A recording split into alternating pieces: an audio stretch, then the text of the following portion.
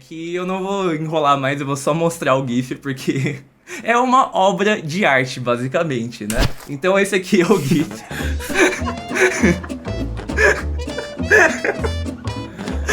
Então, é uma animação, assim, feita à mão, né? Assim, a arte de verdade é algo que a IA nunca vai conseguir recriar, né? Sejam bem-vindos ao segundo vídeo do Slideologia, o canal onde eu junto meus amigos para apresentar slides um pros outros. E dessa vez é a minha vez de apresentar. Então, eu decidi trazer para apresentar para vocês e pra galera de casa artes que você não sabia que foram feitas por brasileiros e foram feitas por brasileiras. Porque, assim, o nosso país ele tá em alta hoje em dia e, assim, a gente tem brasileiros em todo lugar e muito brasileiro artista criando coisas incríveis por aí, né? E quando eu tô falando de artes que você não sabia que foram feitas por brasileiros, é porque são artes que, assim, elas têm um impacto cultural mundial e você vê elas sendo reproduzidas e editadas por gringo, você vê elas sendo editadas com textos em inglês, em russo, do mundo todo. E quando eu falo em impacto mundial, né, quando a gente tá falando de artes, principalmente na época da internet, a gente tá falando de coisas que acabaram virando meme, né, coisas que o artista pode ou não ter criado no intuito de viralizar e de as pessoas usarem como layout e tudo mais, mas no fim das contas acabou virando meme por bem ou por mal. Então a gente tem eu vou trazer 5 artes dessas pra vocês e vai ser como se fosse um iceberg, né? A gente vai começar ali no topo com imagens que você mesmo, pessoas comuns, provavelmente já viram, algum meme que você já viu ali na sua For You do Instagram ou alguém já te mandou no WhatsApp, mas eu já adianto que a gente vai descendo um pouco o nível, a gente vai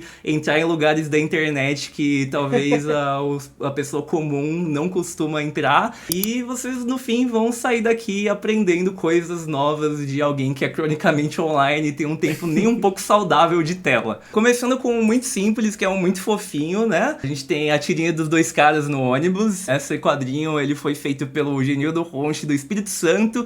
Aí ela foi publicada em 2013 e aí a partir de 2020, 2021, a galera pegou e começou a usar ela como template de meme, porque é muito fácil, né, de você colocar uma pessoa, uma situação específica pro carinha triste, uma situação pro carinha feliz. O Genildo, ele teve essa ideia dessa tirinha enquanto ele voltava do trabalho ali no Espírito Santo, né? Então você tem ali a referência, né, da estrada que era ali na Venda Nova do Imigrante no Espírito Santo. E aí, enfim, viralizou de um nível que de novo, é muito fácil de você replicar ela com contextos diferentes, né? Então, por exemplo, na esquerda, esse cara triste é um cara que não é inscrito do Slideologia e ele tá triste da vida.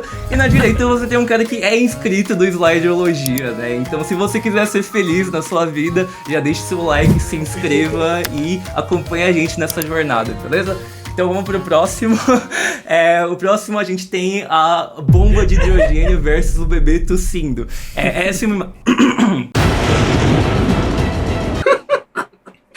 Essa é uma imagem bastante utilizada na internet quando a gente tá falando de comparações. Quando você compara alguma coisa muito boa contra alguma coisa um pouco mais insignificante. E esse meme ele é bastante usado na gringa e foi criado na gringa também. Mas o Coughing Baby, o bebê tossindo em si, que ele é brasileiro. E o vídeo de origem dele, ele é incrível, ele fala por si só. Vou tentar passar aqui.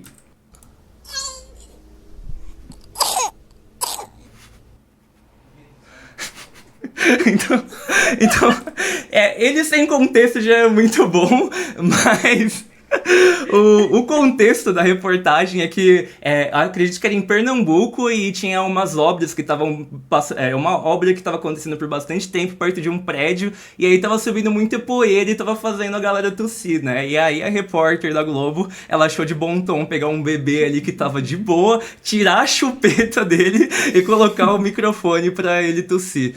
Então, assim, Coughing Baby, ele é famoso mundialmente e ele é brasileiro e eu particularmente particularmente, eu fico muito feliz de saber que ele tá andando por aí entre a gente. Próximo meme, a próxima arte, os pais furry brigando. Esse aqui eu descobri fazendo a pesquisa pra esse vídeo, que é brasileiro. O título original dele é Trauma, e foi uma ilustração publicada em junho de 2026, num site que a galera posta artes de furry, pelo usuário Tato Japa, que é de São Paulo. E esse também, assim, você pode olhar a imagem e achar engraçada, né? Quer dizer, não é uma imagem muito engraçada, mas você pode achar ela engraçada por conta de ser animais por ser furry. Mas assim, né, porque também, de novo, assim como a tirinha do Genildo, é muito fácil de você trazer outros contextos e outros textos, né, pra essa imagem, né. Então, um bastante famoso, que eu acho que é uma situação que muita gente já passou na vida, é quando você tá de vela e o casal começa a brigar, né, e aí você se sente exatamente como essa imagem aqui, né. E agora pesando um pouquinho o clima, né, porque, na real, como eu falei, essa imagem é uma das coisas meio foda da internet, que a galera não sabe levar nada a sério, né? Então você tem muitas coisas que elas foram feitas a sério, tipo, não era zoeira, não era pra virar meme, mas acaba virando, né? Mas aqui você vê que o Tato Japa, ele fez essa arte porque ele tava passando por situações parecidas com o desenho ali, né? E ele fez essa arte pra desabafar e pra sensibilizar, informar e comover, né? Sobre a situação que ele tava passando.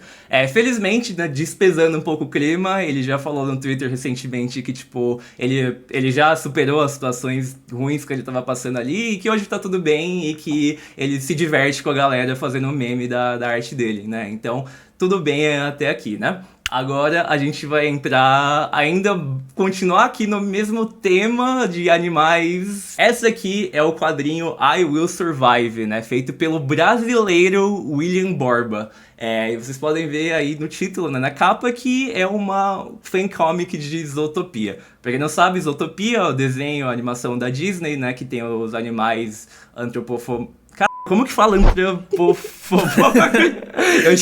Tem os bichos. Tem os bichos. Tem os bichos, né? E é um filme super legal. Teve a sequência ali que tá fazendo bilhões de dólares. Eles usam os animais pra fazer alguns recortes sociais. E aí, esse fã de Zootopia, ele decidiu fazer um quadrinho, uma história ali, usando os personagens. Que isso é muito comum, né? Nas fandoms ali, fanfic, fanart. É uma coisa que é bastante comum. Porém, quem conhece essa daqui sabe que o nome do quadrinho é I Will Survive, mas ele é conhecido na internet como quadrinho de aborto de Zootopia. Porque a história que o William decidiu criar com esses personagens no universo de Zootopia é sobre a Judy ficando grávida e decidindo abortar. O ponto mais incrível, assim, de tudo isso, que eu acho que é um dos motivos que isso viralizou tanto e a galera criticou e fez meme em cima, é que o William, ele é um desenhista incrível. Ele é muito talentoso pra ilustrar esses personagens, então assim, tem mais de 60 páginas, é muito bem elaborados os desenhos, né, e se não fosse o tema e o assunto, talvez poderia muito bem passar como um quadrinho oficial da Disney, né, mas a história aqui é que, enfim, a Judy, ela decide abortar, e aí eles entram numa discussão ali, né, porque é o que ele não quer, e aí ela fala que ela quer cuidar da carreira dela, que o bebê vai estragar, e tem outras complicações e tudo mais. Eu acho que aqui de novo entra no lugar da internet de fazer meme com coisas que deveriam ser sérias, mas ao mesmo tempo você fica pensando, pô, cara, mas até que ponto você consegue levar a sério qualquer assunto que for quando ele tá no contexto de Zootopia, tá ligado? Então, enfim. Não satisfeito em fazer um quadrinho só, pelo alcance, né, que isso gerou, o Borba, ele ainda continuou o quadrinho dele, ele fez mais 2 sequências e um spin-off, tudo ali no mesmo universo dele, onde, enfim, Ele traz esses temas mais adultos pro universo de Isotopia. E, cara, assim, se você tiver interesse de ir atrás, tá tudo na internet aí pra você ler. Mas, assim, já adianto que ele entra em coisas mais absurdas ainda. Então, o Nick, ele vira um alcoólatra, e aí ele começa a sair com garotas de programa. A Julie se descobre bissexual, e aí, enfim, ela troca ele por uma raposa fêmea. E no final, cara... acontece isso aqui. A Julia vira prefeita de Isotopia, e se você sabe um pouquinho de história, você já deve ter entendido o que essa imagem está referenciando, e é exatamente isso que você imagina que esteja referenciando. Então, esse é o quadrinho de aborto de Isotopia. Ele foi feito por um artista brasileiro, e é mundialmente famoso aí na internet.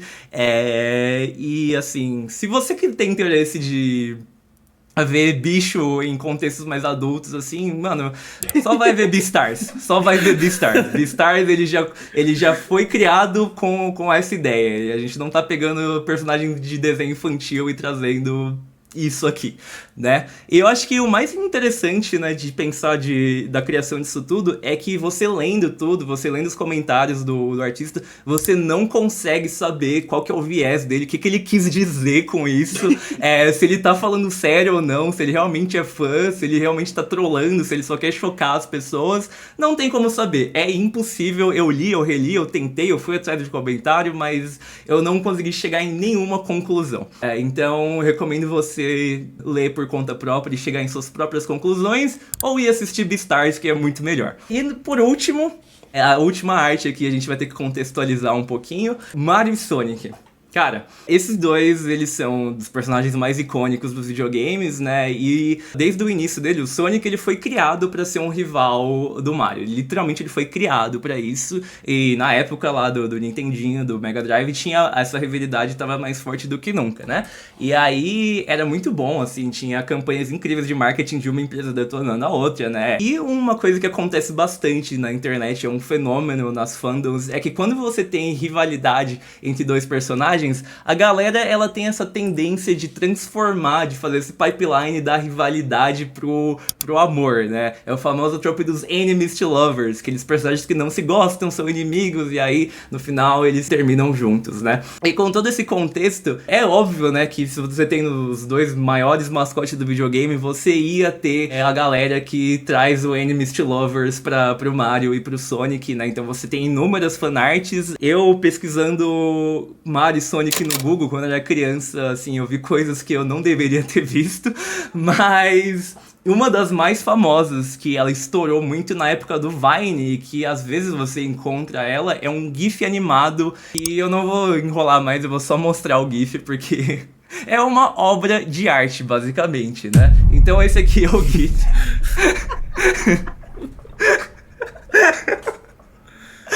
Então, é uma animação, assim, feita à mão, né? Assim, a arte de verdade é algo que a IA nunca vai conseguir recriar, né? Mas o contexto dela e como ela foi criada é melhor ainda. Bom, por ela estar na apresentação, você já sabe que ela foi feita por um brasileiro, mas como e por quê, né? Então... a GIF do Mario e Sonic se pegando. Foi uma animação feita pelo artista brasileiro Pedro Menos, ou Menos Play, e ele fez isso por volta de 2015 em um workshop de animação. O contexto é que eles deram para os participantes do workshop as células, como você pode estar vendo ali na imagem, e aí você tinha frames de um filme, frames de uma cena ali, né, de um casal, onde você tinha que desenhar por cima para terminar a animação, né, o famoso técnica rotoscoping, né, que você desenha por cima. Por isso que o desenho, tipo, ele tem esses movimentos tão realistas, mas que a cara, as feições, elas não conversam muito bem, né? Porque é muito difícil você colocar a cara do Sonic em cima de uma mulher pra animar, né? Enfim, ele só fez isso, tipo, despretensiosamente, e ele não sabia que ele tava fazendo história ali, né? Porque isso aqui viralizou de um nível que muitas das pessoas nem sabiam que tinha sido brasileiro, ou menos quem tinha criado, né? E aí, enfim, é uma arte que teve um legado enorme, né? Há 8 anos atrás teve uma collab que juntou, tipo, uns 30 artistas aí do mundo todo pra recriar a animação. E maior de tudo ainda do legado dela é que o White, que ele é criador daquele jogo de ritmo Friday Night Funk, ele participou de um leilão e ele comprou alguns dos frames originais dessa animação por mais de $4.000. Então, assim... Eu tenho um orgulho enorme de saber que um brasileiro fez isso aqui e conseguiu fazer uma grana da hora com a arte dele. Foi feito com muito amor e carinho por esses dois personagens aqui, né? Então, assim, é muito da hora isso aqui, de verdade. Então, é isso, galera. Muito obrigado pela atenção. O objetivo dessa apresentação era mostrar que a gente exporta muita coisa boa pro mundo. E saber que essas coisas foram feitas aqui pelo meu país, por artistas do meu país, me traz um orgulho enorme. E eu gosto muito de ser brasileiro, de verdade. E aqui eu tô falando sério, sem meme nenhum, tá? Muito obrigado, galera. É isso. Boa! Boa, mano. Mandou muito. Pô, eu queria trazer alguns pontos, assim, que eu achei incrível, que é... Na última página da Júri virando presidente, a gente tem 2 seguranças correndo do lado do carro. E um deles é uma chita e o outro é uma preguiça. O quanto essa preguiça, ela tá dando toda a vida dela pra correr do lado da chita é brincadeira. Talvez não deu a vida suficiente, né, mano? Pelo que aconteceu. Cara, quando você mostrou a imagem, velho, eu já conectei na hora, velho. Já deu... Mano, sim. Não, e o pior é que se você for ler, né, você consegue perceber antes disso, porque a namorada dela aparece em uns quadrinhos bem antes com a roupa. E aí você fala, mano, por que você tá com essa roupa, velho? Cara, mano, que cara incrível, velho. Não, ele é incrível. Eu queria muito trocar uma ideia com esse cara pra saber, tipo...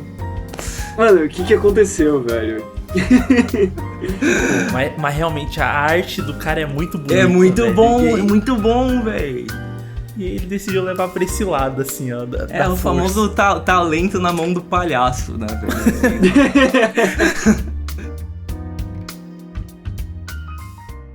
Eu queria trazer uma história aqui que aconteceu não faz muito tempo, é uma história recente e que ganhou um pouco de notoriedade na época, mas que eu sinto que caiu um pouco no esquecimento das pessoas, então eu acho que eu quero falar sobre ela de novo, cara.